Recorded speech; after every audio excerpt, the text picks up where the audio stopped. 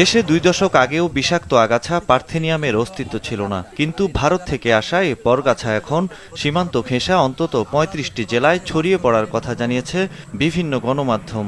দিনে দিনে বাড়ছে এর বিস্তৃতি। দেখতে ধনেপাতা কিংবা চন্দ্রমল্লিকা ফুল গাছের মতো হলেও এটি আসলে ফসলি জমি ও মানবদেহের জন্য ক্ষতিকর। অথচ বিষয়টি নিয়ে সাধারণ মানুষ তেমন একটা সচেতন নন। মানুষের ক্যান্সার সৃষ্টি করতেছে, আরো বিভিন্ন ধরনের ক্ষতি করতেছে, ফসলে ক্ষতি করতেছে। এটা সামনে আরো হুমকি স্বরূপ হয়ে যাবে। এগুলো তো ফসলের ক্ষতি করে, এগুলো কেটে ফেলার ব্যবস্থা করতে হবে। তো পাশাপাশি মানুষের সমস্যা হয়, রাস্তার ধারে দেখেন একবারে রাস্তার ধারে চেপে আইছে গাছগুলো, তারপরে ফসলের ভিতরে চেপে যাচ্ছে আস্তে আস্তে, মানে পরিস্থিতি এখন খারাপ।